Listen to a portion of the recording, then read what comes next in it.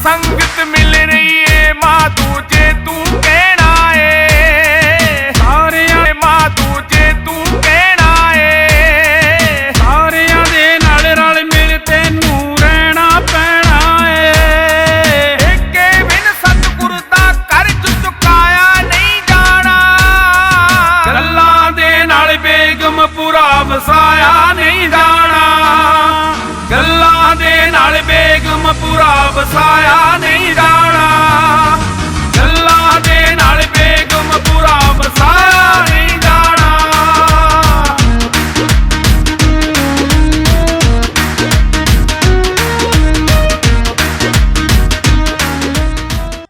क्रांति टीवी के उत्ते क्रांति टीवी जो लाइव टैलीकास्ट कवरेज कर रहे हैं वो भी अपना जो कवरेज आ यूट्यूब के उत्ते अपलोड कर देंगे और इस तरह वो वैब चैनल के उत्ते भी दिखाएंगे। अज के दिन ते आप सारे अंबेडकरी साथियों नूं जय भीम जय भारत। मेरे तो पहला बड़े वीर SL विरदी जी ने विस्तार नाल तुहानूं जानकारी दी है। 321 ईस्वी पूर्व ईसा पूर्व तो 233 ईस्वी पूर्व ईसा पूर्व नूं मौर्या वंश का राज रहा है इस भारत वर्ष से। धन नंद जी जिहड़े चंद्रगुप्त मौर्या के पिता जी सन, चंद्रगुप्त मौर्या ने इस मौर्या वंश की स्थापना की और उन्हां तो बाद बिंदुसार और राजा अशोक जी जिहड़े सम्राट होए ने जिन्हां दा अज असीं पुरब मना रहे हैं, जिन्हां याद कर रहे हैं। राजा अशोक चक्रवर्ती सम्राट ने साडे लई बुद्ध धर्म की नवीं क्रांति लियांदी और उन्होंने अपने पुत्र ते पुत्री नूं धर्म की क्रांति वास्ते समर्पित किया। जिहड़े श्रीलंका गए वख-वख देशों दे विच जाके धर्म की क्रांति की और कलिंगा का युद्ध जिहड़ा अज दी उड़ीसा स्टेट दे विच होया। कलिंगा का युद्ध भारत की हिस्टरी दे विच बड़ा इतिहासक मन्निया जाता क्योंकि बेशक राजा अशोक दे वेले सारे देश दे विच बुद्ध धर्म फैल चुका सी, लेकिन कलिंगा दे विच उड़ीसा दे विच और उदों भी जात पात छुआछात का बोलबाला सी, वितकरा सी। तदे ही उत्थे धर्म की क्रांति लियाउण दे लई कलिंगा का युद्ध होया जिहड़ा आसू दे महीने लड़िया गया और 10 दिन वो युद्ध चलिया। उस दी जित की खुशी दे विच राजा अशोक ने विजय दशमी का पुरब मनाया। विजय दशमी का पुरब 262 ईसा पुरब नूं उस जित की खुशी दे विच मनाया गया जिहड़ा लगातार उहदे राज दे विच मना हुंदा रहा। कलिंगा युद्ध तो बाद राजा अशोक सम्राट ने युद्ध तो तौबा कर दी और अपने राज विच सारा जीवन अपना बुद्ध धर्म लई समर्पित करता। बद बेनती है पंजाब के साथियों नूं जिहड़े अज वख-वख छोटे छोटे ग्रुप बना के बाबा साहब के नाम के उत्ते चल रहे हैं कि उन्होंने जदों भी साडे ते जुल्म हुंदा और उस जुल्म के खिलाफ आवाज़ उठाउण लई एक हो जाना चाहिए। और अज दा मैं बहुत बहुत धन्नवाद करदा धम्म फैडरेशन वालियां दा और इन्हां साथियों का आया होयां दा भी सारियां नूं वेलकम जी आया आखदे आ क्योंकि असीं ते नज़दीकी पिंड दे विरकां दे ही आ। असीं ते तुहाडी आओ भगत करनी है ਕਿਉਂਕਿ ਸਾਡੇ ਇਲਾਕੇ ਦੇ ਨਜ਼ਦੀਕ ਇਹ ਪ੍ਰੋਗਰਾਮ ਹੋ ਰਿਹਾ। ਸਾਰੇ ਸਾਥੀਆਂ ਨੂੰ ਜੈ ਭੀਮ, ਜੈ ਭਾਰਤ, ਨਮੋ ਬੁੱਧਾਏ। ਧੰਨਵਾਦ ਹੈ ਮੈਡਮ ਜੀ ਦਾ। ਔਰ ਇਸੇ ਤਰ੍ਹਾਂ ਭਗਵਾਨ ਵਾਲਮੀਕ ਆਸ਼ਰਮ ਰੋੜਕਾ ਰੋਡ ਜੈ ਹਿੰਦ ਕਲੋਨੀ ਤੋਂ ਗੁਰਾਇਆਂ ਤੋਂ ਆਪਣੇ ਸਾਥੀਆਂ ਸਮੇਤ ਪਹੁੰਚੇ ਨੇ। ਉਹਨਾਂ ਦਾ ਵੀ ਆਇਆਂ ਦਾ ਤਹਿ ਦਿਲੋਂ ਧੰਨਵਾਦ ਹੈ। ਕਮਲ ਵਾਲਮੀਕ ਜੀ ਬਸਪਾ ਆਗੂ, ਉਹ ਵੀ ਆਪਣੇ ਸਾਥੀਆਂ ਸਮੇਤ ਆਏ ਨੇ, ਤਹਿ ਦਿਲੋਂ ਧੰਨਵਾਦ ਹੈ। ਇਸੇ ਤਰ੍ਹਾਂ ਫੋਰਸ 1 ਤੋਂ ਰਜਿੰਦਰ ਰਿਆੜ ਜੀ ਔਰ ਸੁਖਮਿੰਦਰ ਸਿੰਘ ਗੱਜਨ ਜੀ, ਉਹ ਵੀ ਆਏ ਹੋਏ ਨੇ ਐਡਵੋਕੇਟ ਸਾਥੀ। ਇਤਿਹਾਸਕ ਦਿਹਾੜੇ ਤੇ ਦੂਰੋਂ ਨੇੜਿਓਂ ਪਹੁੰਚੇ ਵੱਖ-ਵੱਖ ਜਥੇਬੰਦੀਆਂ ਦੇ ਆਗੂ ਸਹਿਬਾਨ ਅਤੇ ਸਮੂਹ ਸਾਧ ਸੰਗਤ ਜੀ, ਜੈ ਭੀਮ, ਜੈ ਭਾਰਤ। ਸਭ ਤੋਂ ਪਹਿਲਾਂ ਖੁਸ਼ੀ ਦੀ ਗੱਲ ਇਹ ਆ ਕਿ ਮੇਰਾ ਇਹ ਪਹਿਲਾ ਪ੍ਰੋਗਰਾਮ ਆ ਜਿਹੜਾ ਕਿ ਮੈਂ ਬੜਾ ਦੁਖੀ ਸੀਗਾ ਕਿ ਦੁਸ਼ਹਿਰਾ ਮਨਾਉਣਾ ਤਾਂ ਕਿਵੇਂ ਉਹ ਮਨਾਇਆ ਜਾਵੇ। ਅਸੀਂ ਆਪਣੇ ਰਹਿਬਰਾਂ ਦਾ ਜਿਹੜਾ ਵਿਜੇ ਦਿਵਸ ਆ ਅੱਜ ਅਸੀਂ ਮਨਾ ਕੇ ਅਸੀਂ ਇਸ ਖੁਸ਼ੀਆਂ ਭਰੇ ਮਾਹੌਲ ਦੇ ਵਿੱਚ ਦੁਸ਼ਹਿਰੇ ਨੂੰ ਇੱਕ ਨਵੀਂ ਦਿਸ਼ਾ ਦੇ ਦਿੱਤੀ ਆ। ਲੱਖ ਲੱਖ ਵਧਾਈ ਹੋਵੇ ਤੁਹਾਨੂੰ ਸਾਰਿਆਂ ਨੂੰ। ਬਹੁਤ ਹੀ ਮੇਰੇ ਸਾਥੀਆਂ ਨੇ ਸਾਡੇ ਰਹਿਬਰਾਂ ਬਾਰੇ ਜਾਣਕਾਰੀ ਦਿੱਤੀ ਆ ਕਿ ਉਹਨਾਂ ਨੇ ਸਾਡੇ ਵਾਸਤੇ ਕੀ ਕੀਤਾ। ਤੇ ਹੁਣ ਥੋੜਾ ਜਿਹਾ ਦੱਸਣਾ ਚਾਹੂੰਗਾ ਕਿ ਮੈਂ ਫੋਰਸ 1 ਦੇ ਮਾਧਿਅਮ ਤੋਂ, ਫੋਰਸ 1 ਦੀ ਨਾਂ ਦੀ ਜਥੇਬੰਦੀ ਤੋਂ ਮੈਂ ਬੋਲ ਰਿਹਾ। ਤੇ ਮੈਂ ਕਹਿਣਾ ਚਾਹੂੰਗਾ ਕਿ ਆਪਾਂ ਇੱਕ ਪੰਜਾਬ ਦੀ ਧਰਤੀ ਆ ਜਿਹੜੀ ਹਮੇਸ਼ਾ ਹੀ ਸੂਰਬੀਰਾਂ ਯੋਧਿਆਂ ਦੀ ਧਰਤੀ ਰਹੀ ਆ। ਤੇ ਕਿਉਂ ਨਾ ਆਪਾਂ ਮੂਲ ਨਿਵਾਸੀ ਲੋਕ ਇਕੱਠੇ ਹੋ ਕੇ ਜਿਹੜੇ ਦੁਸ਼ਮਣ ਆ ਸਾਡੀ RSS ਮਨੂਵਾਦ ਬ੍ਰਾਹਮਣ ਲੋਕ, ਅਸੀਂ ਉਹਨਾਂ ਨੂੰ ਭਾਜੜਾਂ ਪਾਈਏ ਤਾਂ ਜੋ ਫੇਰ ਹੀ ਆਪਾਂ ਆਪਣੇ ਰਹਿਬਰਾਂ ਤੇ ਜਿਨ੍ਹਾਂ ਨੇ ਸਾਡੇ ਲਈ ਕੁਛ ਕੀਤਾ, ਫੇਰ ਹੀ ਅਸੀਂ ਉਹਨਾਂ ਦੇ ਵਿਜੇ ਦਿਵਸ, ਉਹਨਾਂ ਦੀ ਵਿਚਾਰਧਾਰਾ ਨੂੰ ਅਪਣਾਉਣ ਦੇ ਵਿੱਚ, ਲਾਗੂ ਕਰਨ ਦੇ ਵਿੱਚ ਕਾਮਯਾਬ ਹੋ ਸਕਦੇ ਹਾਂ। ਹੁਣੇ ਆ ਥੋੜੇ ਦਿਨਾਂ ਤੋਂ ਕਈ ਗੱਲਾਂ ਚੱਲ ਰਹੀਆਂ। ਮੈਂ ਕਹਿਣਾ ਚਾਹੂੰਗਾ ਮੇਰੇ ਵਾਲਮੀਕ ਭਰਾ ਵੀ ਬੈਠੇ ਹੋਣਗੇ ਵਿੱਚ। ਅੱਜ ਦੇ ਦਿਨ ਇੱਕ ਆਪਣਾ ਤੀਰਥ ਆ ਜਿਹੜਾ ਵਾਲਮੀਕ ਤੀਰਥ, ਉੱਥੇ ਅੱਜ ਇੱਕ ਦੁਸ਼ਹਿਰਾ ਮਨਾਇਆ ਜਾ ਰਿਹਾ। ਇੱਕ ਧਿਰ ਕਹਿ ਰਹੀ ਹੈ ਕਿ ਪੁਤਲਾ ਫੂਕਣਾ ਵਾ, ਦੂਜੀ ਧਿਰ ਕਹਿ ਰਹੀ ਹੈ ਕਿ ਪੁਤਲਾ ਨਹੀਂ ਫੂਕਣਾ। ਮੰਦਭਾਗੀ ਘਟਨਾ ਵਾ ਜੇ ਪੁਤਲਾ ਫੂਕਣਾ ਵਾ। ਤੇ ਜਿਹੜੇ ਸਾਡੇ ਜਾਗਦੇ ਹੋਏ ਲੋਕ ਆ ਉਹ ਉਹਨਾਂ ਦਾ ਵਿਰੋਧ ਕਰ ਰਹੇ ਆ। ਸਾਨੂੰ ਜਾਗਣ ਦੀ ਬਹੁਤ ਵੱਡੀ ਲੋੜ ਆ। ਪਰਮ ਸਤਿਕਾਰਯੋਗ ਧੰਮਾ ਫੈਡਰੇਸ਼ਨ ਆਫ ਇੰਡੀਆ ਦੀ ਸਮੁੱਚੀ ਟੀਮ, ਅੱਜ ਦੇ ਮੁੱਖ ਮਹਿਮਾਨ ਲੱਦੜ ਸਾਹਿਬ, ਸਮੁੱਚੀ ਵਿਸ਼ੇਸ਼ ਮਹਿਮਾਨ ਸਾਡੇ ਬੁੱਧੀਜੀਵੀ ਸੋਹਣ ਸਹਿਜਲ ਜੀ ਤੇ ਮੇਰੇ ਬਹੁਜਨ ਸਮਾਜ ਦੇ ਵੀਰੋ ਭੈਣੋ, ਬੱਚੋ ਤੇ ਬਜ਼ੁਰਗੋ, ਸਭ ਤੋਂ ਪਹਿਲਾਂ ਮੈਂ ਆਪ ਸਭ ਨੂੰ ਅਸ਼ੋਕਾ ਵਿਜੇ ਦਸ਼ਮੀ ਦੀ ਲੱਖ ਲੱਖ ਵਧਾਈ ਦਿੰਦਾ ਹਾਂ। ਇਸੇ ਦਿਨ ਬਾਬਾ ਸਾਹਿਬ ਨੇ ਜੋ ਧੰਮ ਕ੍ਰਾਂਤੀ ਕੀਤੀ, ਉਸ ਦੀ ਵਧਾਈ ਦਿੰਦਾ ਹੋਇਆ ਆਪ ਸਭ ਨੂੰ ਨਮੋ ਬੁੱਧਾਏ, ਜੈ ਭੀਮ ਆਖਦਾ ਹਾਂ। ਸਾਡਾ ਮਸਲਾ ਕੀ ਆ, ਇਹ ਹੱਲ ਕਿਵੇਂ ਹੋਣਾ, ਇਹ ਸਾਡਾ ਅੱਜ ਵਿਚਾਰ ਕਰਨ ਦਾ, ਸੋਚਣ ਦਾ, ਸਮਝਣ ਦਾ, ਇੱਕ ਦੂਸਰੇ ਦੀਆਂ ਭਾਵਨਾਵਾਂ ਨੂੰ ਸਮਝਣ ਦਾ, ਸੋਚਣ ਦਾ ਦਿਨ ਹੈ। ਅਸੀਂ ਅੱਜ ਇਕੱਠੇ ਹੋਏ ਹਾਂ ਤਾਂ ਅਸੀਂ ਇਸ ਬ੍ਰਾਹਮਣਵਾਦ ਲਾਣੇ ਦੀ ਸਾਡੇ ਗਲ 'ਚ ਜਬਰੀ ਪਾਈ ਹੋਈ ਗੁਲਾਮੀ ਨੂੰ ਕਿਵੇਂ ਤੋੜ ਸਕਦੇ ਹਾਂ। ਅਸੀਂ ਅੱਜ ਇਹ ਸੋਚਣਾ ਹੈ, ਸਮਝਣਾ ਹੈ, ਵਿਚਾਰਨਾ ਹੈ। ਪਹਿਲੀ ਗੱਲ ਤਾਂ ਇਹ ਦੋਨੇ ਦਿਨ ਇਥੋਂ ਸਪਸ਼ਟ ਝਲਕਦਾ ਕਿ ਬਾਬਾ ਸਾਹਿਬ ਡਾਕਟਰ ਅੰਬੇਡਕਰ ਨੇ ਜਦੋਂ ਬੁੱਧ ਧੰਮ ਗ੍ਰਹਿਣ ਕਰ ਲਿਆ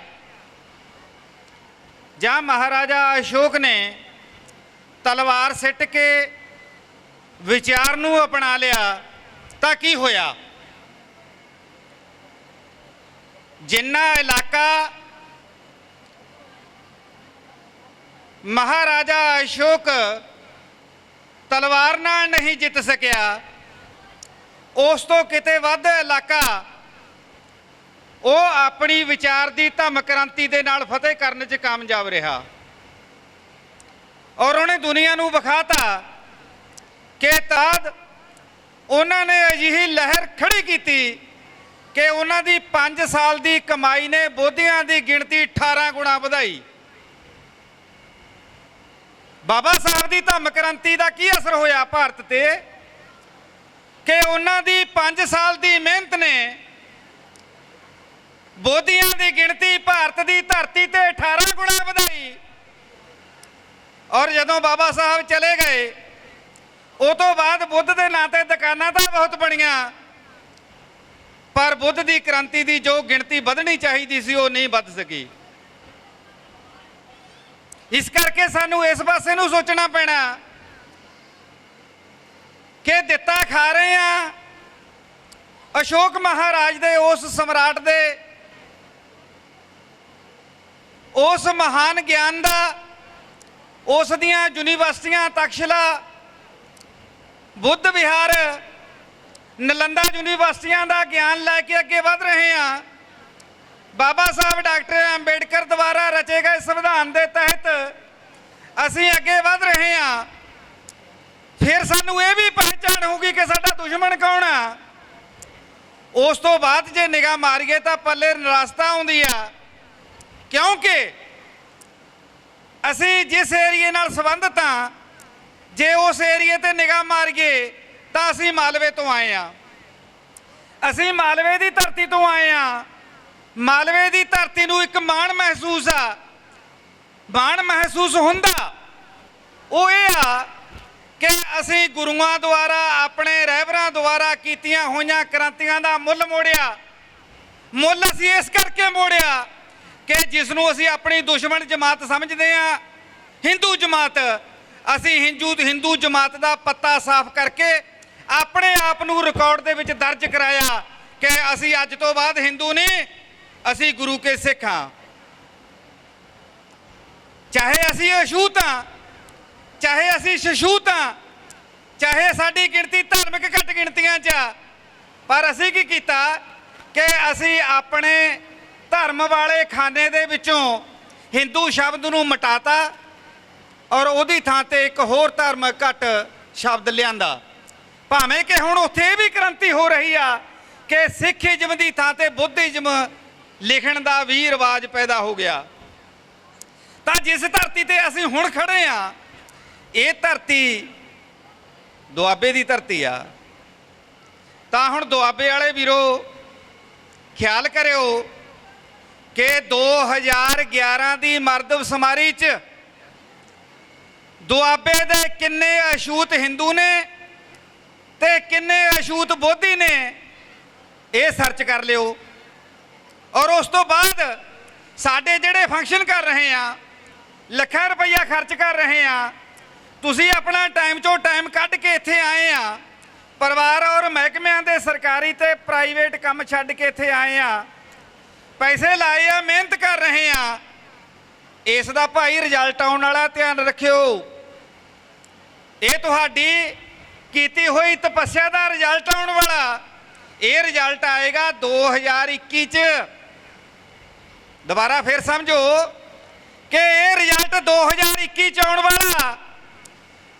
ਕਿ ਬਾਬਾ ਸਾਹਿਬ ਡਾਕਟਰ ਅੰਬੇਡਕਰ ਨਾਲ ਜੁੜੀਆਂ ਹੋਈਆਂ ਦੁਆਬੇ ਦੀਆਂ ਸੰਸਥਾਵਾਂ, ਸਤਿਗੁਰੂ ਰਵਿਦਾਸ ਨਾਲ ਜੁੜੀਆਂ ਹੋਈਆਂ ਦੁਆਬੇ ਦੀਆਂ ਸੰਸਥਾਵਾਂ, ਹੋਰ ਡੇਰਿਆਂ ਨਾਲ ਜੁੜੀਆਂ ਹੋਈਆਂ ਸੰਸਥਾਵਾਂ, ਵਾਲਮੀਕ ਮਹਾਰਾਜ ਨਾਲ ਜੁੜੀਆਂ ਹੋਈਆਂ ਸੰਸਥਾਵਾਂ ਆਪਦੀ ਮਰਦਮਸ਼ੁਮਾਰੀ ਦੇ ਖਾਤੇ 'ਚੋਂ ਹਿੰਦੂ ਸ਼ਬਦ ਮਿਟਾਉਣਗੇ। ਸ਼ਾਬਾਸ਼। ਕੁਛ ਕੁ ਨੇ ਤਾਂ ਹੱਥ ਖੜੇ ਕਰੇ ਆ, ਕਹਿੰਦੇ ਹੁਣ ਤੱਕ ਤਾਂ ਹਿੰਦੂ ਲਿਖਾਇਆ ਸੀ, ਪਰ 2021 ਦੀ ਮਰਦਮਸ਼ੁਮਾਰੀ 'ਚ ਹਿੰਦੂ ਨਹੀਂ ਲਿਖਾਵਾਂਗੇ। ਔਰ ਕਿੰਨੇ ਕੁ ਨਹੀਂ ਲਿਖਾਓਗੇ? ਹੱਥ ਖੜੇ ਕਰਕੇ ਤਾਂ ਦੱਸੋ ਕਿੰਨੇ ਕਿ ਨਹੀਂ ਲਿਖਾਓਗੇ। ਜਿਨ੍ਹਾਂ ਦਾ ਹਜੇ ਹਿੰਦੂਆਂ ਤੋਂ ਚਿੱਤ ਨਹੀਂ ਭਰਿਆ ਉਹ ਲਿਖਾਈ ਜਾਇਓ, ਹਜੇ ਭਾਵੇਂ ਹੋਰ ਲਿਖਾਈ ਜਾਇਓ, ਤਕਲੀਫ ਕੋਈ ਨਹੀਂ। ਜੇ ਤਾਂ ਤੁਸੀਂ ਇਹ ਕ੍ਰਾਂਤੀ ਕਰ ਗਏ, ਇਹ ਕ੍ਰਾਂਤੀ ਇੱਥੇ ਬਸ ਨਹੀਂ ਹੋਣੀ, ਇਹ ਕ੍ਰਾਂਤੀ ਦਾ ਪ੍ਰਭਾਵ ਪੂਰੇ ਪੰਜਾਬ ਤੇ ਪੈਣਾ। ਇਹ ਤੁਹਾਡੀ ਕ੍ਰਾਂਤੀ ਦਾ ਪ੍ਰਭਾਵ ਪੂਰੇ ਪੰਜਾਬ ਤੇ ਪੈਣਾ। ਇਹ ਤੁਹਾਡੀ ਕ੍ਰਾਂਤੀ ਦਾ ਪ੍ਰਭਾਵ ਪੂਰੇ ਭਾਰਤ ਤੇ ਪੈਣਾ।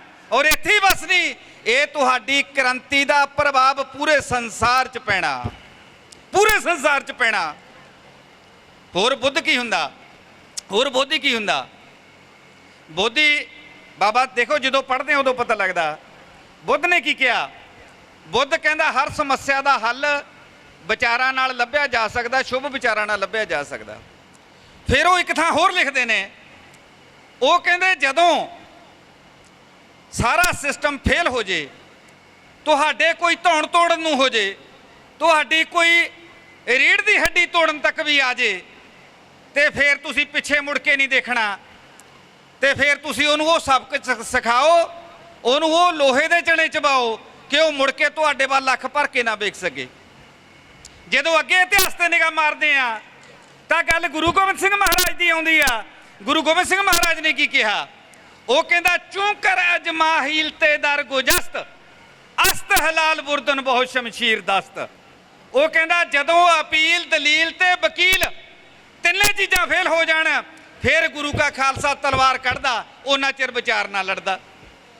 ਜੇ ਬਾਬਾ ਸਾਹਿਬ ਦੀ ਗੱਲ ਕਰੀਏ ਤਾਂ ਉਹਨਾਂ ਨੇ ਕਿਹਾ, ਉਹ ਕਹਿੰਦੇ ਅਸੰਵਿਧਾਨਕ ਲੜਾਈ ਉਦੋਂ ਲੜੀਦੀ ਆ ਜਦੋਂ ਸੰਵਿਧਾਨਕ ਹੱਕ ਨਹੀਂ ਹੁੰਦੇ। ਸੰਵਿਧਾਨਕ ਹੱਕ ਲੈਣ ਦੇ ਲਈ ਹੀ ਅਸੰਵਿਧਾਨਕ ਲੜਾਈ ਲੜੀਦੀ ਆ। ਕਿ ਡਾਂਗ ਸੋਟੇ ਦੀ ਲੜਾਈ ਉਦੋਂ ਲੜੀਦੀ ਆ ਜਦੋਂ ਵਿਚਾਰਾਂ ਦੀ ਲੜਾਈ ਫੇਲ ਹੋ ਜੇ, ਤੁਹਾਡੀ ਕੋਈ ਅਪੀਲ ਨਾ ਮੰਨੇ, ਤੁਹਾਡਾ ਕੋਈ ਵਕੀਲ ਨਾ ਬਣੇ, ਤੁਹਾਡਾ ਕੋਈ ਦਲੀਲ ਨਾ ਮੰਨੇ। ਜਦੋਂ ਅਪੀਲ ਵਕੀਲ ਤੇ ਦਲੀਲ ਇਹ ਤਿੰਨੇ ਚੀਜ਼ਾਂ ਫੇਲ ਹੋ ਜਾਣ, ਫਿਰ ਉਦੋਂ ਵਿਗੜੇ ਤਿਗੜਿਆਂ ਦਾ ਡੰਡਾ ਪੀਰ ਕੰਮ ਆਉਂਦਾ ਹੈ। ਪੰਜਾਬ ਦੇ ਵਾਸੀਓ, ਮੇਰੇ ਵੀਰੋ, ਮੈਂ ਇੱਕ ਗੱਲ ਤੁਹਾਨੂੰ ਕਹਿਣੀ ਚਾਹੂੰਗਾ ਕਿ ਜਿਹੜੀ ਗੱਲ ਦਾ ਅਸੀਂ ਫਿਕਰ ਕਰ ਰਹੇ ਹਾਂ, ਉਹ ਫਿਕਰ ਕੀ ਆ ਕਿ ਭਾਰਤ ਤੇ ਮਨੂ ਸਿਮਰਤੀ ਲਾਗੂ ਹੋਣ ਵਾਲੀ ਆ। ਕਿ ਜਿਹੜੇ ਬ੍ਰਾਹਮਣ ਹੈ ਇੰਨੀ ਤਿਆਰੀ ਕਰ ਚੁੱਕੇ ਆ, ਆਰਐਸਐਸ ਇੰਨੀ ਤਿਆਰੀ ਕਰ ਚੁੱਕੀ ਆ। ਉਹ ਕਹਿੰਦੇ ਅਸੀਂ 2022 ਤੱਕ ਭਾਰਤ ਦਾ ਸੰਵਿਧਾਨ ਚੱਕ ਦਿਆਂਗੇ ਔਰ ਅਸੀਂ ਮਨੂ ਸਿਮਰਤੀ ਲਾਗੂ ਕਰ ਦਿਆਂਗੇ। ਮੈਂ ਹਰ ਸਟੇਜ ਤੇ ਕਹਿਣਾ ਹੁੰਨਾ ਕਿ ਤੁਸੀਂ ਭਾਰਤ ਦਾ ਸੰਵਿਧਾਨ ਮਾੜਾ ਜਿਹਾ ਪਾਸੇ ਦਾ ਕਰਕੇ ਦੇਖੋ। ਇੱਥੇ ਰੰਗਰੇਟੇ ਦੇ ਗੁਰੂ ਕੇ ਬੇਟਿਆਂ ਦੀ ਫੌਜ ਬੈਠੀ ਆ, ਇਹ ਤੁਹਾਨੂੰ ਦੱਸੂਗੀ ਕਿ ਅਸੰਵਿਧਾਨਕ ਲੜਾਈ 'ਚ ਕੀ ਹੁੰਦਾ। ਪਹਿਲੀ ਗੱਲ ਤਾਂ ਤੁਸੀਂ ਵੇਖਿਆ ਹੀ ਹੋਣਾ, ਤੁਸੀਂ ਸਾਡਾ ਇਤਿਹਾਸ ਪੜ੍ਹਿਆ ਹੀ ਹੋਣਾ, ਤੁਸੀਂ ਕੋਰੋਂਗਾਏ ਦੀ ਘਟਨਾ ਪੜ੍ਹੀ ਹੋਣੀ ਆ, ਤੁਸੀਂ ਚਮਕੌਰ ਦੀ ਗੜੀ ਬਾਰੇ ਜਾਣਦੇ ਹੋਵੋਗੇ, ਤੇ ਤੁਸੀਂ ਖਿਦਰਾਣੇ ਦੀ ਢਾਬ ਸਮਝਦੇ ਹੋਵੋਗੇ, ਤੇ ਤੁਸੀਂ ਮਾੜਾ ਜਿਹਾ ਅੱਖ ਕਰਕੇ ਵੇਖਿਓ ਤਾਂ ਸਹੀ ਕਿ ਰੰਗਰੇਟੇ ਗੁਰੂ ਕੇ ਬੇਟੇ ਤੁਹਾਨੂੰ ਕੀ ਹੱਥ ਵਿਖਾਉਂਦੇ ਆ। ਇਹ ਉਹ ਖਾਲਸਾ ਜਿਹੜਾ ਸਵਾ ਲੱਖ ਨਾਲ ਕੱਲਾ ਨਿਤਰਨ ਵਾਸਤੇ ਤਿਆਰ ਹੈ। ਤੁਸੀਂ ਮਨੂ ਸਿਮਰਤੀ ਲਿਆ ਕੇ ਤਾਂ ਵੇਖੋ ਤੁਹਾਡੇ ਨਾਲ ਹੁੰਦੀ ਕੀ ਆ। ਪੰਜਾਬ ਦੇ ਵੀਰੋ ਪ੍ਰਚਾਰਕੋ, ਆਪਣੀ ਆਮ ਜਨਤਾ ਦੇ ਮਨਾਂ ਦੇ ਵਿੱਚ ਇਹ ਗੱਲ ਕਰਨੀ ਬੰਦ ਕਰ ਦਿਓ ਕਿ ਹਾਏ ਮਨੂ ਸਿਮਰਤੀ ਆ ਗਈ, ਹਾਏ ਮਾਰਤੇ, ਹਾਏ ਬ੍ਰਾਹਮਣ ਆ ਗਿਆ। ਕਿੱਥੇ ਆ ਗਿਆ? ਜਦੋਂ ਆ ਗਿਆ ਉਦੋਂ ਵੇਖਾਂਗੇ। ਜਦੋਂ ਸਾਡੇ ਕੋਲੇ ਇਹੋ ਜਿਹੀਆਂ ਧੜਕ ਫੌਜਾਂ ਬੈਠੀਆਂ ਨੇ, ਇੱਥੇ ਮਨੂ ਸਿਮਰਤੀ ਆ ਕੀ ਕੰਮ? ਅਸੀਂ ਉਸ ਮਿੱਟੀ ਦਾ ਖਾਂਦੇ ਆ ਜਿਹੜੀ ਮਿੱਟੀ ਸਾਡੇ ਬਜ਼ੁਰਗਾਂ ਦੇ ਖੂਨ ਨਾਲ ਰੰਗੀ ਹੋਈ ਆ। ਉਹਦੇ ਵਿੱਚੋਂ ਜਿਹੜਾ ਅਨਾਜ ਪੈਦਾ ਹੁੰਦਾ, ਅਸੀਂ ਉਹ ਅਨਾਜ ਖਾਦਾ। ਅਸੀਂ ਉਹ ਪਾਣੀ ਪੀਂਦੇ ਆ ਪੰਜਾਂ ਦਰਿਆਵਾਂ ਦਾ, ਜਿਹੜੇ ਦਰਿਆ ਕਿਸੇ ਦਿਨ ਸਾਡੇ ਬਜ਼ੁਰਗਾਂ ਦੇ ਸ਼ਹੀਦਾਂ ਦੇ ਖੂਨ ਨਾਲ, ਨੀਲੇ ਪਾਣੀ ਨਾਲ ਨਹੀਂ, ਲਾਲ ਪਾਣੀ ਨਾਲ ਵਗੇ ਆ। ਅਸੀਂ ਸਾਡੀਆਂ ਰਗਾਂ ਦੇ ਵਿੱਚ ਉਹ ਲਾਲ ਪਾਣੀ ਪੀਤਾ ਹੋਇਆ ਖੌਲਦਾ। ਸਾਡੇ ਬਜ਼ੁਰਗਾਂ ਦੇ ਖੂਨ ਨਾਲ ਰੰਗੀ ਹੋਈ ਧਰਤੀ ਦਾ ਅਨਾਜ ਖਾਦਾ, ਉਹ ਸਾਡੀਆਂ ਰਗਾਂ ਦੇ ਵਿੱਚ ਖੌਲਦਾ। ਇਹ ਤੁਸੀਂ ਸਾਨੂੰ ਮੌਕਾ ਤਾਂ ਬਖਸ਼ੋ, ਅਸੀਂ ਫੇਰ ਦੱਸਾਂਗੇ ਕਿ ਮਨੂ ਸਿਮਰਤੀ ਕੀ ਹੁੰਦੀ ਹੈ, ਸੰਵਿਧਾਨ ਕੀ ਹੁੰਦਾ ਹੈ, ਗੁਰੂ ਗ੍ਰੰਥ ਸਾਹਿਬ ਨੂੰ ਪਾਸੇ ਕਿਵੇਂ ਕੀਤਾ ਜਾਂਦਾ ਹੈ। ਇਸ ਕਰਕੇ ਜਿਹੜੀ ਸਾਡੀ ਤਿਆਰੀ ਕਰਨ ਵਾਲੀ ਗੱਲ ਆ, ਉਹ ਵੀਰੋ ਇਹ ਆ, ਮੇਰਾ ਆਖਰੀ ਸੰਦੇਸ਼ ਆ, ਪਰਚੀ ਮੇਰੇ ਕੋਲੇ ਪਹੁੰਚ ਗਈ, ਟਾਈਮ ਮੇਰਾ ਖਤਮ ਆ। ਬਸ ਇੱਕ ਬੇਨਤੀ ਹੈ, ਉਹ ਇਹ ਆ ਕਿ ਸਾਡੀ ਲੜਾਈ ਵਿਚਾਰਾਂ ਦੀ ਆ। ਵਿਚਾਰ ਆ ਜਿਹੜੇ ਵਿਚਾਰ ਦੇਣ ਵਾਸਤੇ ਬਾਬਾ ਸਾਹਿਬ ਨੇ ਪ੍ਰਬੰਧ ਕੀਤਾ ਸੀ। ਉਹ ਪ੍ਰਬੰਧ ਸੀਗੇ ਸਕੂਲ, ਕਾਲਜ, ਯੂਨੀਵਰਸਿਟੀਆਂ। ਪ੍ਰਬੰਧ ਕੀ ਸੀ? ਸਕੂਲ, ਯੂਨੀਵਰਸਿਟੀਆਂ, ਕਾਲਜ, ਇਹ ਸਾਡੇ ਵਿਚਾਰ ਦੇਣ ਦੇ ਪ੍ਰਬੰਧ ਬਾਬਾ ਸਾਹਿਬ ਨੇ ਕੀਤੇ ਸੀ। ਜਦੋਂ ਮੈਂ ਕਿਸੇ ਵੀ ਸੰਸਥਾ ਨੂੰ ਪੁੱਛਦਾ ਕਿ ਤੁਸੀਂ ਕਿੰਨੇ ਸਕੂਲ ਚਲਾਉਂਦੇ ਹੋ ਤਾਂ ਰਿਜ਼ਲਟ ਨਿਰਾਸ਼ਤਾ ਚ ਆਉਂਦਾ। ਔਰ ਮੈਂ ਤੁਹਾਨੂੰ ਦੱਸਦਾ ਕਿ ਅਸੀਂ ਅੰਬੇਡਕਰਵਾਦੀ ਚੇਤਨਾ ਮੰਚ ਪੰਜਾਬ ਦੇ ਮਾਧਿਅਮ ਤੋਂ ਕੰਮ ਕਰ ਰਹੇ ਹਾਂ, ਧੰਮਾ ਫੈਡਰੇਸ਼ਨ ਆਫ ਇੰਡੀਆ ਦੇ ਵੀ ਮੈਂਬਰ ਆ, ਔਰ ਅਸੀਂ 10 ਸਕੂਲ ਚਲਾ ਰਹੇ ਹਾਂ। 10 ਸਕੂਲ ਚਲਾ ਰਹੇ ਹਾਂ, ਅਜੇ ਜੇ ਪੱਕੇ ਨਹੀਂ ਚਲਾ ਰਹੇ ਤਾਂ ਕੱਚੇ ਚਲਾ ਰਹੇ ਹਾਂ। ਜਿੱਥੇ ਜਵਾਕਾਂ ਨੂੰ ਸਕੂਲੀ ਵਿੱਦਿਆ ਦਿੰਦੇ ਆ, ਉੱਥੇ ਨਾਲ ਨਾਲ ਉਹਨਾਂ ਬੱਚਿਆਂ ਨੂੰ ਅਸੀਂ ਇਹ ਵਿੱਦਿਆ ਵੀ ਦਿੰਦੇ ਆ ਜਿਹੜੀ ਗੁਰੂਆਂ ਨੇ ਸਾਡੇ ਪੱਲੇ ਪਾਈ ਆ। ਇਸ ਕਰਕੇ ਜਿੰਨੀਆਂ ਸੰਸਥਾਵਾਂ ਕੰਮ ਕਰਦੀਆਂ ਨੇ, ਜੇ ਇੱਕ ਵੀ ਸੰਸਥਾ ਇੱਕ ਸਕੂਲ ਖੋਲੇ, ਮੇਰਾ ਖਿਆਲ ਆ 1.5 ਲੱਖ ਸਕੂਲ ਸਾਡਾ ਪੰਜਾਬ ਦੀ ਧਰਤੀ ਤੇ ਖੁੱਲ ਸਕਦਾ ਜੇ ਇੱਕ ਸੰਸਥਾ ਇੱਕ ਸਕੂਲ ਵੀ ਖੋਲੇ। ਤੇ ਜੇ 1.5 ਲੱਖ ਸਕੂਲ ਦੇ ਵਿੱਚ ਅਸੀਂ 200 ਬੱਚਾ ਵੀ ਪੜ੍ਹਾਈਏ ਤੇ ਹੁਣ ਗੁਣਾ ਤੁਸੀਂ ਕਰੀ ਜਾਇਓ ਕਿੰਨੇ ਬੱਚਿਆਂ ਨੂੰ ਅਸੀਂ ਗੁਰੂ ਸਾਹਿਬ ਦੇ ਵਿਚਾਰਾਂ ਨਾਲ, ਬਾਬਾ ਸਾਹਿਬ ਦੇ ਵਿਚਾਰਾਂ ਨਾਲ, ਬੁੱਧ ਦੇ ਵਿਚਾਰਾਂ ਨਾਲ ਲੈਸ ਕਰ ਸਕਦੇ ਹਾਂ। ਸਾਡੀ ਲੜਾਈ ਸਮਤਾ, ਸਮਾਨਤਾ, ਭਾਈਚਾਰਾ, ਸ਼ਾਂਤੀ, ਸੁੱਖ ਸਹੂਲਤਾਂ ਔਰ ਸਾਡੀ ਲੜਾਈ ਸੁਖੀ ਹੋਣ ਦੇ ਨਾਲ ਨਾਲ ਖੁਸ਼ ਹੋਣ ਦੀ ਵੀ ਆ। ਬੁੱਧ ਦੀ ਲੜਾਈ ਕੀ ਆ ਕਿ ਬੰਦਾ ਸੁਖੀ ਹੋਣਾ ਚਾਹੀਦਾ, ਸੁਖੀ ਹੋਣ ਤੋਂ ਬਾਅਦ ਖੁਸ਼ ਵੀ ਹੋਣਾ ਚਾਹੀਦਾ, ਖੁਸ਼ੀ ਹੋਣਾ ਚਾਹੀਦਾ। ਅਸੀਂ ਇਸ ਸਾਰੇ ਭਾਰਤ ਨੂੰ, ਚਾਹੇ ਉਹ ਬ੍ਰਾਹਮਣ ਹੈ, ਚਾਹੇ ਉਹ ਬਾਣੀਆਂ, ਚਾਹੇ ਉਹ ਇੱਕ ਵਰਨ ਹੈ, ਚਾਹੇ ਉਹ 2 ਵਰਨ ਹੈ, ਚਾਹੇ 5 ਵਰਨ ਹੈ, ਅਸੀਂ ਚਾਹੁੰਦੇ ਹਾਂ ਕਿ ਸਾਰੇ ਦੇ ਸਾਰੇ ਸੁਖੀ ਵੀ ਹੋਣ, ਸੁਖੀ ਹੋਣ ਤੋਂ ਬਾਅਦ ਸਾਰੇ ਦੇ ਸਾਰੇ ਖੁਸ਼ ਵੀ ਹੋਣ। ਅਸੀਂ ਸੁਖੀ ਤੇ ਖੁਸ਼ੀ ਦੀ ਕਾਮਨਾ ਕਰਕੇ ਇਹ ਦਿਨ ਮਨਾਉਂਦੇ ਆ, ਔਰ ਇਹ ਦਿਨ ਤਾਂ ਹੀ ਪਵਿੱਤਰ ਹੋ ਸਕਦਾ ਹੈ ਜੇ ਅਸੀਂ ਗੁਰੂਆਂ ਦੇ ਵਿਚਾਰ, ਰਹਿਬਰਾਂ ਦੇ ਵਿਚਾਰ ਦੇਣ ਵਾਸਤੇ ਸਕੂਲ ਖੋਲਣ ਦੀ ਪ੍ਰਕਿਰਿਆ ਵੱਲ ਵਧੀਏ। ਤੁਹਾਡਾ ਸਾਰਿਆਂ ਦਾ ਬਹੁਤ ਬਹੁਤ ਧੰਨਵਾਦ, ਪ੍ਰਬੰਧਕ ਕਮੇਟੀ ਦਾ ਬਹੁਤ ਬਹੁਤ ਧੰਨਵਾਦ। ਅਸੀਂ ਆਪਣੀ ਟੀਮ ਵੱਲੋਂ, ਰਾਮਪੁਰਾ ਫੂਡ ਵੱਲੋਂ ਇਸ ਫੰਕਸ਼ਨ ਦੇ ਸਹਿਯੋਗ ਲਈ 5000 ਰੁਪਇਆ ਜਿਹੜਾ ਹੈ ਉਹ ਇਹਨਾਂ ਨੂੰ ਸਹਾਇਤਾ ਦਿੰਦੇ ਆ। ਕਿਰਪਾ ਕਰਕੇ ਪ੍ਰਵਾਨ ਕਰਨਾ। ਤੁਹਾਡਾ ਸਾਰਿਆਂ ਦਾ ਬਹੁਤ ਬਹੁਤ ਧੰਨਵਾਦ। ਜੈ ਭੀਮ, ਜੈ ਭਾਰਤ, ਨਮੋ ਬੁੱਧਾ। ਧੰਨਵਾਦ ਜੀ ਇੰਜੀਨੀਅਰ ਹਰਪਾਲ ਸਿੰਘ ਜੱਸਲ ਜੀ ਦਾ। ਬਹੁਤ ਹੀ ਘੱਟ ਸਮੇਂ ਦੇ ਵਿੱਚ ਆਪਣੇ ਜੋ ਵਡਮੁੱਲੇ ਵਿਚਾਰ ਹੈ ਰੱਖੇ ਨੇ। ਸਾਥੀਓ, ਗੱਲ ਸਰ ਉਹਨਾਂ ਨੇ ਬਾਰ-ਬਾਰ ਜ਼ੋਰ ਦਿੱਤਾ ਵਿਚਾਰ ਦੇ ਉੱਤੇ, ਕਿਉਂਕਿ ਵਿਚਾਰ ਇੱਕ ਇਹੋ ਜਿਹਾ ਸਾਧਨ ਹੈ। ਬਾਬਾ ਸਾਹਿਬ ਨੇ ਬਹੁਤ ਵਧੀਆ ਕੋਟੇਸ਼ਨ ਦਿੱਤੀ ਹੈ, ਆਈਡੀਆ ਇਜ਼ ਗ੍ਰੇਟ ਜੂ, ਆਈਡੀਆ ਇਜ਼ ਸਲਿਮ ਜੂ। ਆਈਡੀਆ ਵਿਚਾਰਾਂ ਦੇ ਨਾਲ ਹੀ ਤੁਸੀਂ ਜੋ ਕਾਮਯਾਬ ਹੋ ਸਕਦੇ ਹੋ, ਸਕਸੈਸਫੁਲ ਹੋ ਸਕਦੇ ਹੋ, ਔਰ ਵਿਚਾਰਾਂ ਦੇ ਨਾਲ ਹੀ ਤੁਸੀਂ ਜੋ ਗੁਲਾਮ ਬਣਵਾ ਸਕਦੇ ਹੋ ਔਰ ਗੁਲਾਮ ਵੀ ਬਣ ਸਕਦੇ ਹੋ। ਔਰ ਸਾਥੀਓ, ਇਸੇ ਤਰ੍ਹਾਂ ਇਹ ਹੋਈ ਸਾਡੇ ਨਾਲ ਅੱਜ ਭਾਰਤ ਵਰਸ਼ ਦੇ ਵਿੱਚ ਹੋ ਰਿਹਾ, ਕਿਉਂਕਿ ਵਿਪਰਵਾਦੀ ਹੈ ਜੋ ਉਹ ਸਾਡੀ ਜੋ ਫਿਲਾਸਫੀ ਹੈ, ਸਾਡੀ ਫਿਲਾਸਫੀ ਨੂੰ ਕਾਪੀ ਕਰਕੇ ਉਹ ਸਾਡੇ ਉੱਤੇ ਹੀ ਵਰਤ ਰਿਹਾ ਹੈਗਾ, ਕਿਉਂਕਿ ਸਾਨੂੰ ਲੋੜ ਹੈ। ਔਰ ਵਿਪਰਵਾਦ ਨੂੰ ਇਹ ਲੱਗਦਾ ਹੈ ਕਿ ਸ਼ਾਇਦ ਅਸੀਂ ਵਿਚਾਰਾਂ ਦੇ ਨਾਲ, ਆਪਣੇ ਜੋ ਵਿਚਾਰ ਹੈ ਉਹਨਾਂ ਦੇ ਨਾਲ ਕਾਮਯਾਬ ਹੋ ਜਾਾਂਗੇ। ਸਾਥੀਓ, ਅਸੀਂ ਭਗਵਾਨ ਬੁੱਧਾ ਦੀ ਔਲਾਦ ਹੈ, ਅਸੀਂ ਸਮਰਾਟ ਅਸ਼ੋਕ ਦੀ ਵੰਸ਼ ਹੈ, ਅਸੀਂ ਬਾਬਾ ਸਾਹਿਬ ਅੰਬੇਡਕਰ ਦੀ ਵੰਸ਼ ਹੈ। ਅਸੀਂ ਗੁਲਾਮ ਬਣਨੇ ਵਾਲੇ ਨਹੀਂ, ਅਸੀਂ ਵਿਚਾਰਾਂ ਦੇ ਨਾਲ ਜਿਹੜਾ ਆ ਅਸੀਂ ਮੁੜ ਤੋਂ ਜ਼ਿਆਦਾ ਸਰਜੀਤ ਕਰਨਾ, ਮੁੜ ਤੋਂ ਅਸੀਂ ਰਾਜ ਸੱਤਾ ਦੇ ਵਿੱਚ ਧਾਰਮਿਕ ਔਰ ਸਮਾਜਿਕ ਅੰਦੋਲਨ ਲੈ ਕੇ ਆਣਾ ਹੈ। ਔਰ ਗੀਤ ਮੈਂ ਕੀਤੇ ਸੀ, ਉਹਨਾਂ ਦੇ ਵਿੱਚੋਂ ਮੇਰੇ ਵੀਰਾਂ ਦੀ ਬਹੁਤ ਜ਼ਿਆਦਾ ਫਰਮਾਇਸ਼ ਹੈ। ਸੋ 3 ਸਾਲ ਪਹਿਲਾਂ ਮੈਂ ਇੱਕ ਗੀਤ ਕੀਤਾ ਸੀਗਾ, ਸੋ ਮੇਰੇ ਵੱਡੇ ਵੀਰ ਜੀ ਪ੍ਰਗਟ ਕੇ ਲਗੰਦਰ ਲਾਂਦੜਾ, ਰਾਣਾ ਸੋਢੀ ਜੀ, ਉਹਨਾਂ ਨੇ ਲਿਖਿਆ ਹੋਇਆ ਸੀਗਾ 2014 ਦੇ ਵਿੱਚ। ਭਾਰਤ ਦਾ ਉਹ ਮੂਲ ਨਿਵਾਸੀ ਅਣਖੀ ਰਾਜਾ ਰਾਵਣ, ਜਿਹਦੀ ਅਣਖ ਨੂੰ ਮਨੂਵਾਦੀ ਲੋਕਾਂ ਨੇ ਹੰਕਾਰ ਬਣਾ ਕੇ ਪੇਸ਼ ਕੀਤਾ। ਤੇ ਜਿਹੜਾ ਮੇਰਾ ਥੋੜੇ ਸਮੇਂ ਤੋਂ ਗੀਤ ਹੋਰ ਬੜਾ ਚਰਚਿਤ ਗੀਤ ਹੈ, ਕਿਉਂਕਿ ਸੱਭਿਆਚਾਰ ਔਰ ਸੰਸਕ੍ਰਿਤੀ, ਸਭਿਅਤਾ ਜਿਹੜੀ ਆ ਉਹ ਮਨੂਵਾਦੀਆਂ ਦੀ ਸਾਡੇ ਤੇ ਜਿਹੜੀ ਹੈ ਉਹ ਹੈਵੀ ਹੈ, ਤੇ ਅਸੀਂ ਆਪਣੇ ਆਪ ਨੂੰ ਭੁੱਲ ਚੁੱਕੇ ਹਾਂ। ਤੇ ਮੈਂ, ਹੋ ਸਕਦਾ ਮੇਰਾ ਉਹ ਗੀਤ ਜਿਹੜਾ ਹੈ ਉਹਨੂੰ ਆਪਾਂ ਲੱਚਰ ਨਹੀਂ ਕਹਿ ਸਕਦੇ, ਇੱਕ ਨਵੀਂ ਜਨਰੇਸ਼ਨ ਦੇ ਵਾਸਤੇ ਜਿਹੜਾ ਉਹ ਗੀਤ ਹੈ ਮੈਂ ਤੁਹਾਡੇ ਨਾਲ ਸਾਂਝਾ ਕਰਾਂਗਾ। ਮੈਨੂੰ ਆਸ ਹੈ ਕਿ ਤੁਸੀਂ ਉਸ ਗੀਤ ਦੇ ਨਾਲ ਸਹਿਮਤ ਹੋਵੋਗੇ।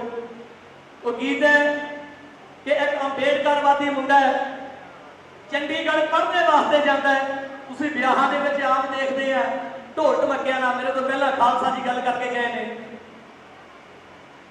ਤੇ ਜਾਤੀ ਨੂੰ ਬੜਾਵਾ ਦੇ ਰਹੇ ਨੇ। ਇਹ ਚਮਾਰਾਂ ਦੇ ਗੀਤ ਆਉਣ ਲੱਗੇ ਆ ਤੇ ਜਾਤੀ ਵੱਧ ਗਈ।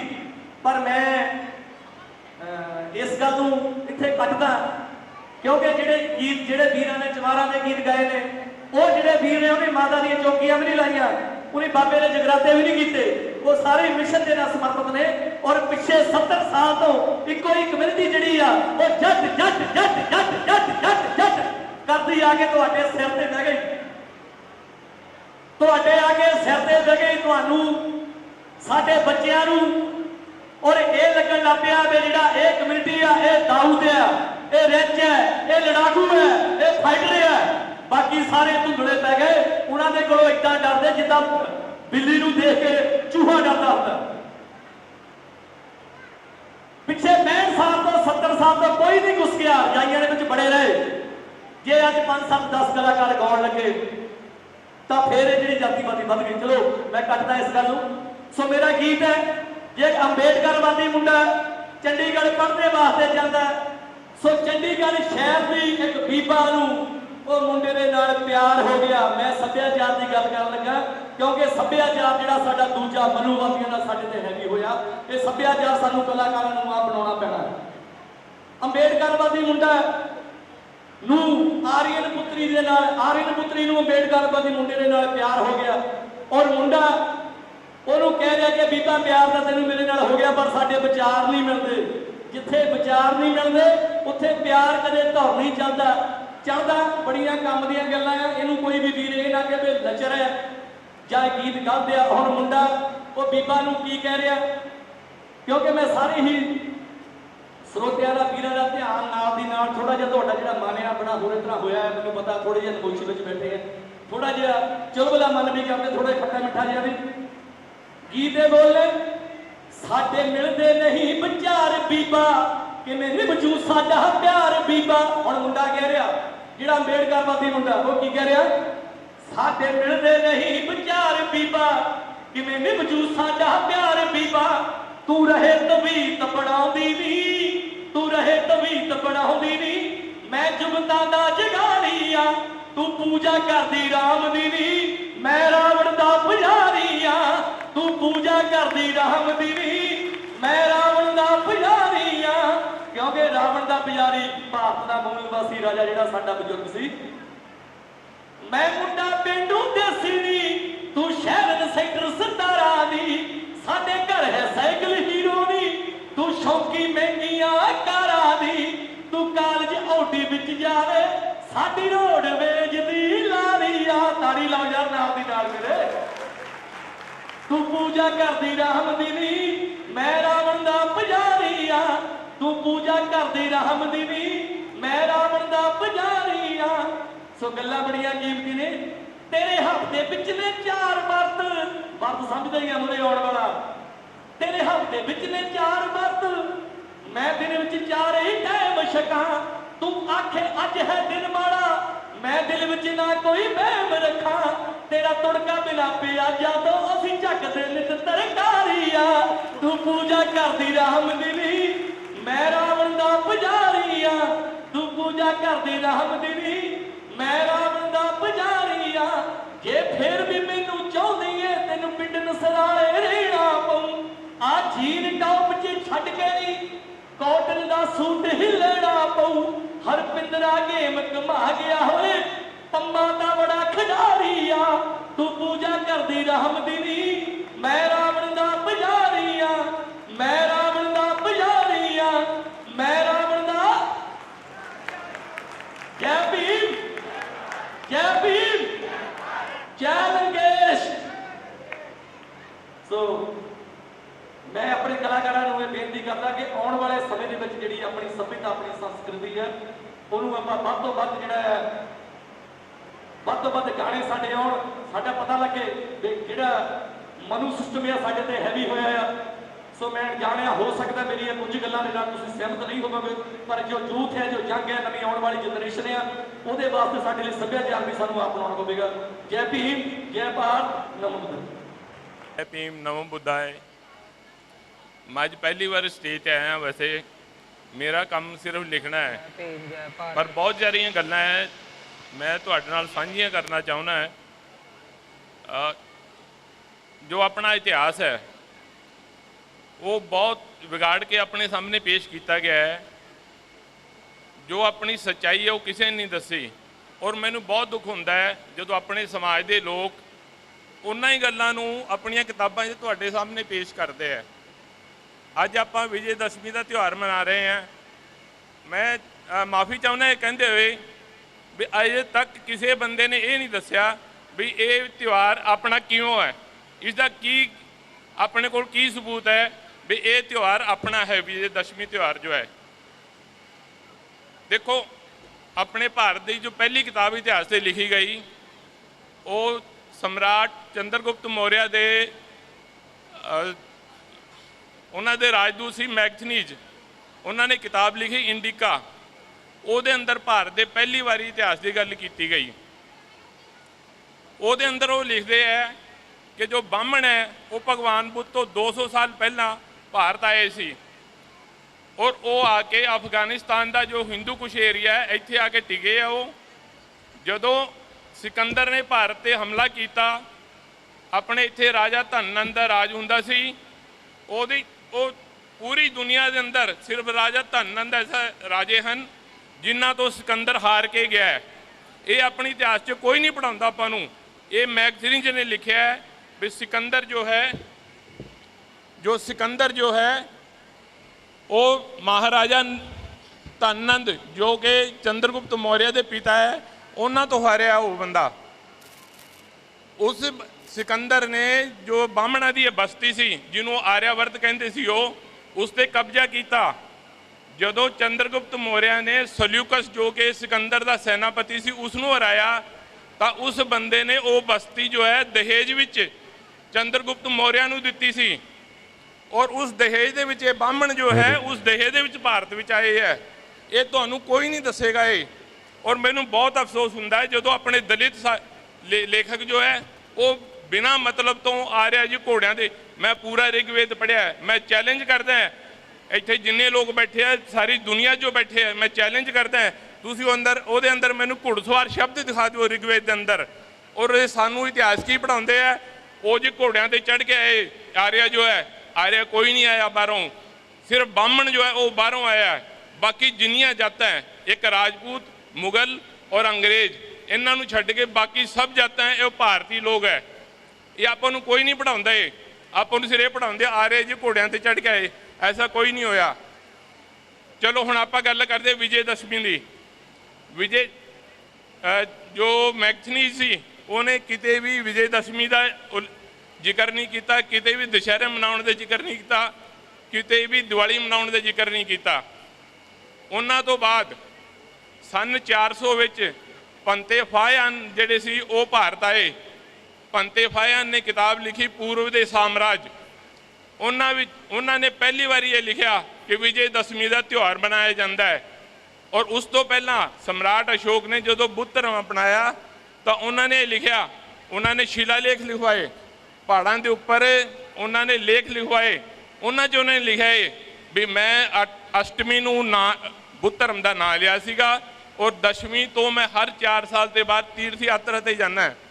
ਇਹ ਵਿਜੇ ਦਸ਼ਮੀ ਦਾ ਤਿਉਹਾਰ ਉੱਥੋਂ ਸ਼ੁਰੂ ਹੋਇਆ ਜਦੋਂ ਪੰਤੇ ਫਾਹਿਆਨ 400 ਈਸਵੀ 'ਚ ਆਏ। ਉਹਨਾਂ ਨੇ ਪਹਿਲੀ ਵਾਰ ਇਹ ਲਿਖਿਆ ਵੀ ਭਾਰਤ ਦੇ ਅੰਦਰ ਵਿਜੇ ਦਸ਼ਮੀ ਦਾ ਤਿਉਹਾਰ ਮਨਾਇਆ ਜਾਂਦਾ ਹੈ। ਉਸ ਤੋਂ ਬਾਅਦ 1000 ਸਨ ਵਿੱਚ ਐਲਬਰੂਨੀ ਆਏ ਇੱਥੇ। ਐਲਬਰੂਨੀ ਨੇ ਕਿਤਾਬੁਲ ਹਿੰਦ ਲਿਖੀ। ਉਹਨਾਂ ਨੇ ਲਿਖਿਆ ਉਹਦੇ ਅੰਦਰ ਭਾਰਤ ਦੇ ਅੰਦਰ ਦੁਸ਼ਹਿਰਾ ਨਹੀਂ ਮਨਾਇਆ ਜਾਂਦਾ। ਕਿਤੇ ਨਹੀਂ ਲਿਖਿਆ ਉਹਨਾਂ ਨੇ ਦੁਸ਼ਹਿਰਾ ਮਨਾਇਆ ਜਾਂਦਾ। ਉਹਨਾਂ ਨੇ ਵਿਜੇ ਦਸ਼ਮੀ ਦਾ ਜ਼ਿਕਰ ਵੀ ਨਹੀਂ ਕੀਤਾ। ਉਹਨਾਂ ਨੇ ਇਹ ਨਹੀਂ ਲਿਖਿਆ ਵੀ ਭਾਰਤ 'ਚ ਕਿਤੇ ਦੁਸ਼ਹਿਰਾ ਮਨਾਇਆ ਜਾਂਦਾ, ਇਹ ਵਿਜੇ ਦਸ਼ਮੀ ਮਨਾਈ ਜਾਂਦੀ ਹੈ। ਉਹਨਾਂ ਨੇ ਦੀਵਾਲੀ ਮਨਾਉਣ ਦਾ ਜ਼ਿਕਰ ਕੀਤਾ। ਉਹਨੂੰ ਦੀਪਾਵਲੀ ਲਿਖਿਆ ਉਹਨਾਂ ਨੇ ਔਰ ਉਹ ਕਹਿੰਦੇ ਦੀਪਾਵਲੀ ਇਸ ਲਈ ਮਨਾਈ ਜਾਂਦੀ ਹੈ ਕਿਉਂਕਿ ਉਸ ਦਿਨ ਦੇਵਾਂ ਦੀ ਇੱਕ ਜੋ ਬਹੁਤ ਗਲਤਫਹਿਮੀ ਆਪਣੇ 'ਚ ਫੈਲਾਈ ਜਾਂਦੀ ਹੈ, ਦੇਵਾਂ ਨੂੰ ਦੇਵਤੇ ਬਣਾ ਕੇ ਪੇਸ਼ ਕੀਤਾ ਜਾਂਦਾ ਹੈ। ਦੇਵ ਇੱਕ ਬਿਲਕੁਲ ਉਵੇਂ ਕਬੀਲਾ ਸੀ ਜੋ ਜੱਟ ਕਬੀਲਾ ਹੈ ਜਾਂ ਮਜ਼੍ਹਬੀ ਹੈ, ਉਸੇ ਤਰ੍ਹਾਂ ਕਬੀਲਾ ਸੀ। ਉਹ ਦੇਵਤੇ ਨਹੀਂ ਸੀ। ਉਹਨਾਂ ਦਾ ਜੋ ਜਿੰਨੇ ਵੀ ਲੋਕ ਹੈ ਉਹਨਾਂ ਦਾ ਅਨੁਵਾਦ ਕੀ ਕਰਦੇ ਆ, ਉਹਨਾਂ ਨੂੰ ਟਰਾਂਸਲੇਟ ਕਰਦੇ ਆ ਦੇਵਤਾ। ਦੇਵ ਦਾ ਮਤਲਬ ਦੇਵਤਾ ਨਹੀਂ ਹੈ। ਦੇਵ ਦਾ ਮਤਲਬ ਸਿਰਫ ਇੱਕ ਕੌਮ ਹੈ, ਇੱਕ ਕਿਸਮ ਦੀ ਕਾਸਟ ਹੈ, ਜੋ ਮਰਜ਼ੀ ਤੁਸੀਂ ਸਮਝ ਲਓ ਉਹ ਹੈ। ਹੁਣ ਉਸ ਤੋਂ ਬਾਅਦ ਜੋ ਹੈ ਉਹਨਾਂ ਨੇ ਅਲਬਰੂਨੀ ਨੇ ਲਿਖਿਆ ਕਿ ਦੀਵਾਲੀ ਮਨਾਈ ਜਾਂਦੀ ਹੈ ਔਰ ਦੀਵਾਲੀ ਮਨਾਉਣ ਦਾ ਕਾਰਨ ਇਹ ਹੈ ਕਿ ਦੇਵਾਂ ਦੀ ਆਜ਼ਾਦ ਚੋਂ, ਦੇਵਾਂ ਦੀ ਕੈਦ ਚੋਂ ਵਿਰੋਚਨ ਆਪਣੇ ਮਹਾਰਾਜਾ ਬਲੀ ਜੋ ਹੈ ਉਹ ਆਜ਼ਾਦ ਹੋਏ ਹੈ ਕੱਤੇ ਦੀ ਮੱਸਿਆ ਨੂੰ। ਇਸ ਕਰਕੇ ਤਿਉਹਾਰ ਮਨਾਇਆ ਜਾਂਦਾ ਹੈ। ਔਰ ਉਹ ਜੋ ਹੈ ਕਿਆ ਨਾਮ उस दिन लोग जो दिवाली मनाते जो अपने ये हैं क्या नाम सॉरी जो महाराजा बली है ये हिरण्यकश्यप दे पोते है और विरोचन दे बेटे ये और अपने बौद्ध साहित्य दे विच ये विरोचन जो है एक बहुत महान अरहत पद पे पहुंचे हुए जो है वो बौद्ध भिक्षु है। ये महाराजा बली जो है ये बौद्ध भिक्षु के बेटे हैं जिन्हों के नाते दिवाली मनाई जाती है, दीप जलाए जाते हैं। हुण अज आप ये लोग जो है दशहरा मना रहे हैं, ये कहते हैं भी अज के दिन जो है उन्होंने राम वापिस आया। राम दे बनवास जाने की कथा जो है वो बालकांड के अंदर है, वाल्मीकि रामायण जो बालकांड लिखी वो अंदर है। वो उन्होंने देखो इतने अपने सीनियर IAS अफसर बैठे है, इन्हों के घर के अंदर भी घट्टो घट्ट 4-5 नौकर होणगे, इन्हों के दफ्तर के अंदर भी 4-5 चपड़ासी होणगे। दशरथ का सिर्फ एको ही मंत्री है सुमंत, वो नौकर भी है, वो सब्जी रोटी बनाता, वो रथ भी चलाता है और उन्होंने पेश की किया जाता वो चक्रवर्ती सम्राट है। चक्रवर्ती सम्राट का एक नहीं वो नौकर नहीं होंदा। वो सुमंत उन्होंने कह रहा है कि महाराज देखो हुण चैत का महीना है, अंग्रेजी के लगाओ कि हुण मार्च का महीना है, आप अज राम नूं जो है राज तिलक कर दिए। उस तो अगले दिन ही कि कई कहंदी कि नहीं इनू बनवास दिता जाए। राम जिहड़ा सी वो चैत के महीने मार्च के महीने बनवास गया है और मार्च के महीने ही वापस आया है। जो युद्ध कांड है वो दे अंदर सर्ग 127 के अंदर वो लिखता भी वो 6 तरीक नूं वापस आया है। 6 तरीक जो चैत की 6 तरीक है उन्होंने वापस आया। वो तो जो तुम 20 दिन घटा लो क्योंकि दशहरा 20 दिन पहले है, 20 दिन घटा लो तो 16 फग्गण बनती है, यानी 1 मार्च बनती है जिस दिन रामायण के मुताबिक राम ने महाराजा रावण नूं मारिया सीगा। हुण इस दे त्यौहार का उहदे नाल कोई लिंक नहीं है।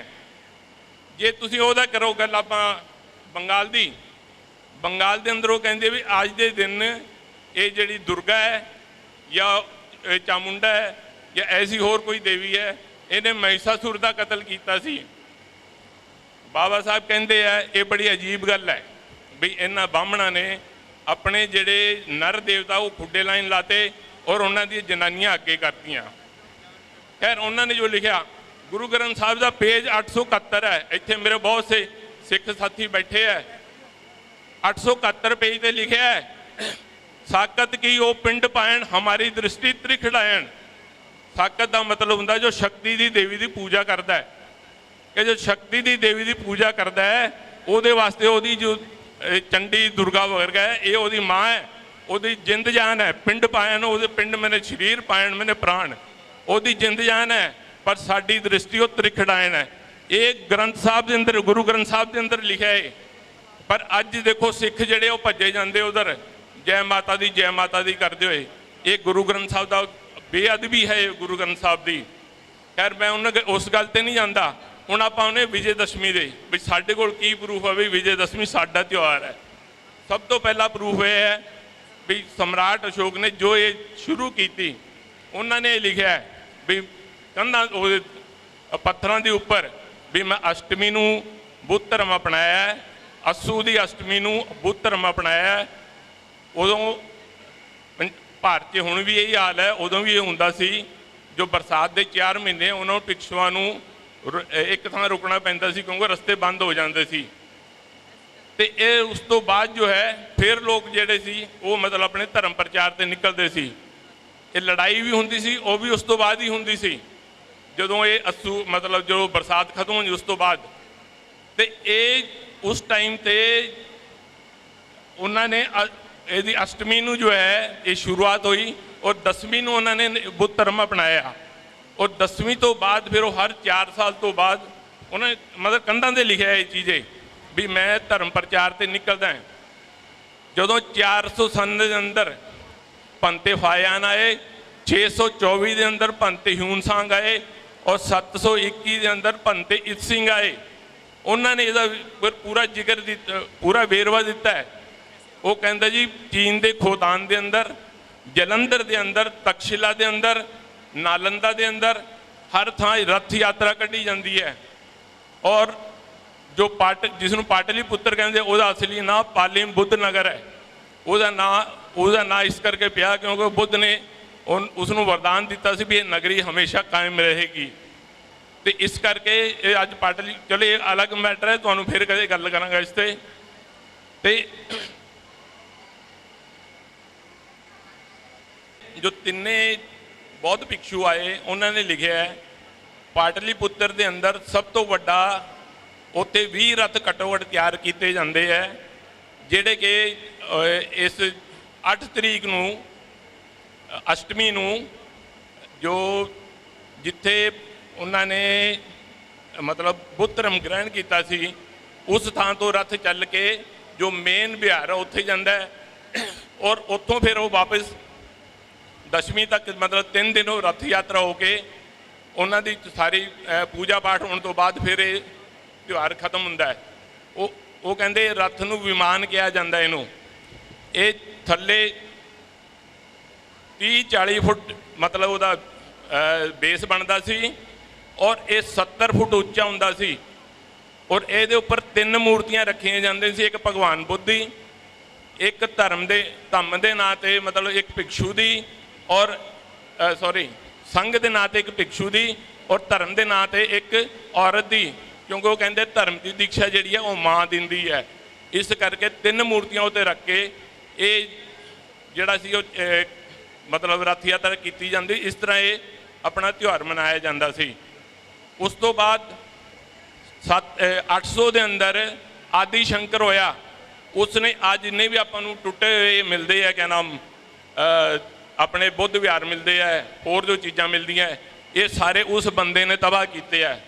800 ਤੋਂ ਬਾਅਦ 1000 ਸੀ ਜਦੋਂ ਅਲਬਰੂ ਨਹੀਂ ਆਇਆ। ਅਲਬਰੂ ਨੇ ਕਿਤੇ ਵੀ ਇਹ ਵਿਜੇ ਦਸ਼ਮੀ ਦਾ ਤਿਉਹਾਰ ਮਨਾਉਣ ਦਾ ਜ਼ਿਕਰ ਨਹੀਂ ਕੀਤਾ। ਉਸ ਬੰਦੇ ਨੇ ਇਹ ਜਿਹੜੇ ਤਿਉਹਾਰ ਹੈ ਆਦਿ ਸ਼ੰਕਰ ਨੇ ਖਤਮ ਕੀਤੇ।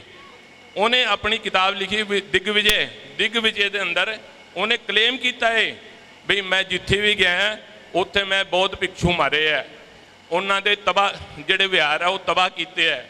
ਇਹ ਜੋ ਮੁਸਲਮਾਨਾਂ ਦੇ ਨਾਂ ਲਾਉਂਦੇ ਆ ਵੀ ਇਹ ਵਿਹਾਰ ਉਹਨਾਂ ਨੇ ਤਬਾਹ ਕੀਤੇ ਹੈ, ਕਿਸੇ ਮੁਸਲਮਾਨ ਨੇ, ਸਿਰਫ ਇੱਕ ਬਖਤਿਆਰ ਖਿਲਜੀ ਹੈ, ਉਹਨੇ ਦੰਤਪੁਰ ਦਾ ਵਿਹਾਰ ਤਬਾਹ ਕੀਤਾ ਸੀ, ਉਹ 'ਤੇ ਹਮਲਾ ਕੀਤਾ ਸੀ।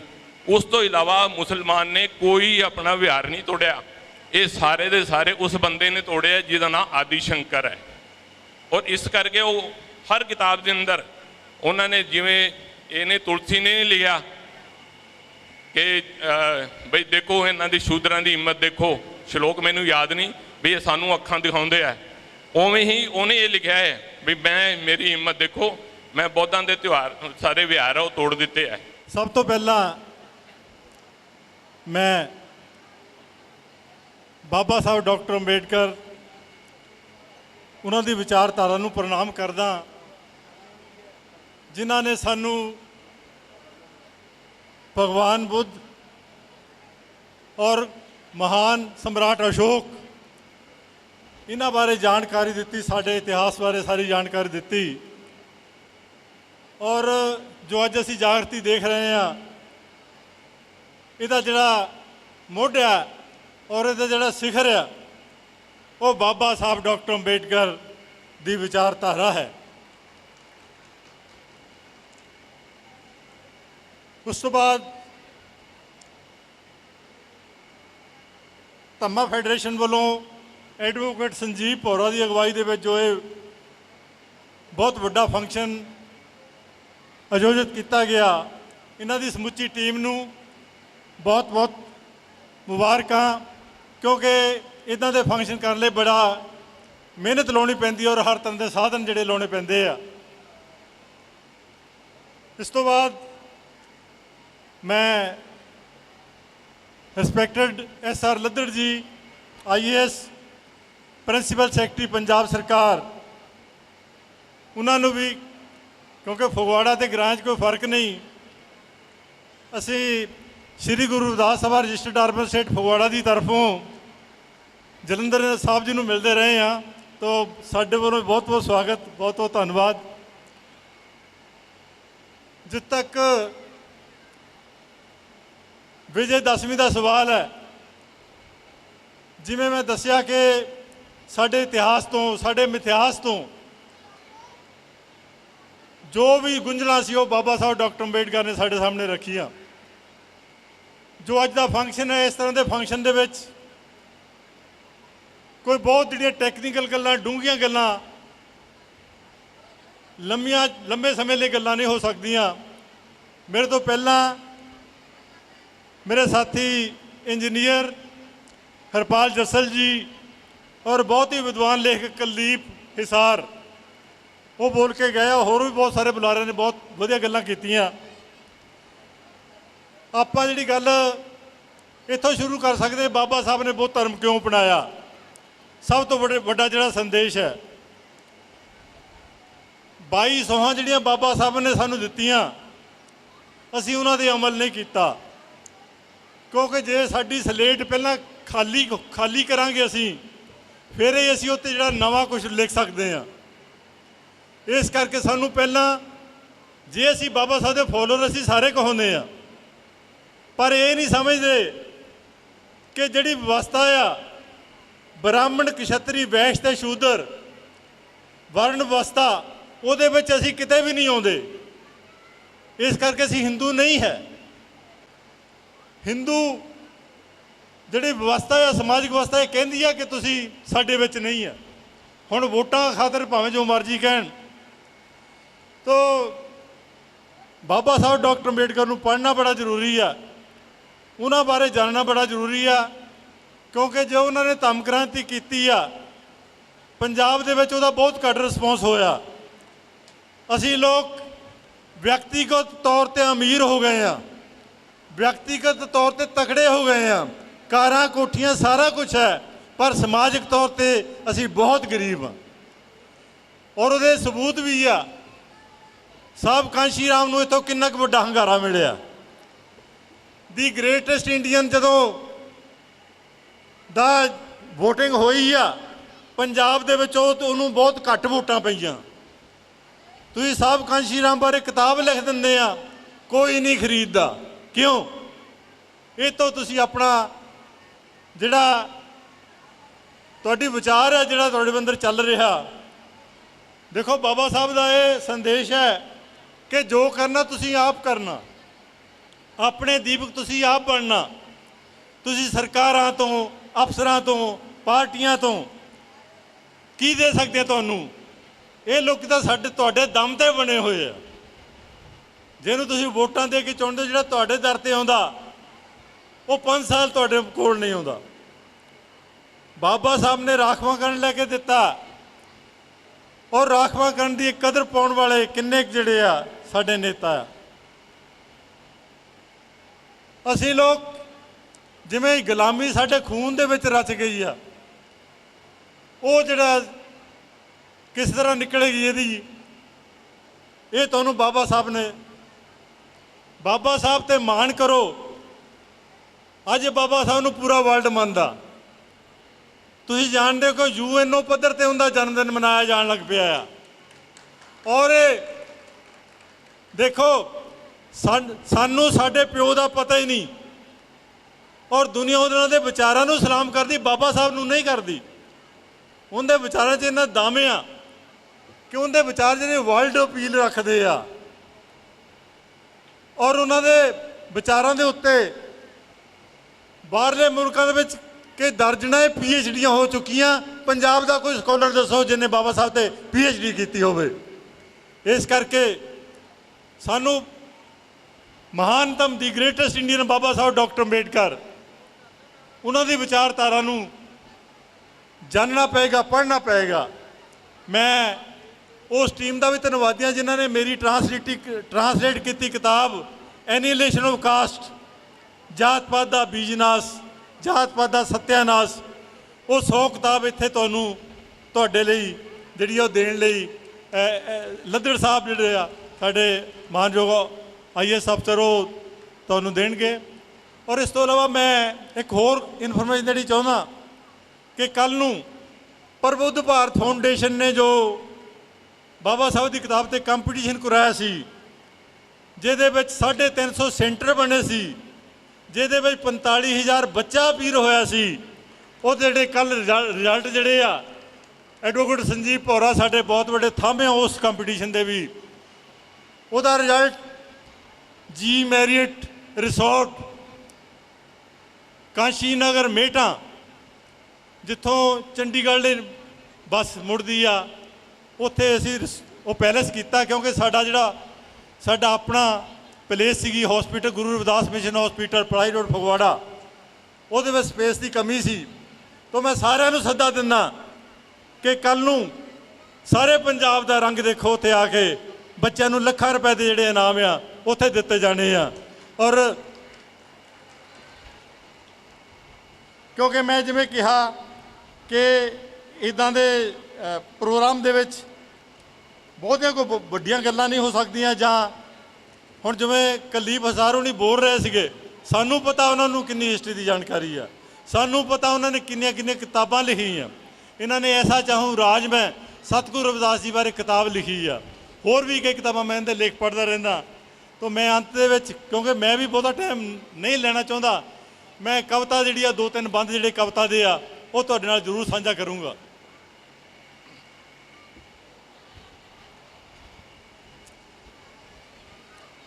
ਅਸੀਂ ਲੋਕ ਦੀਵਾਲੀ ਹੋਲੀ ਨੂੰ,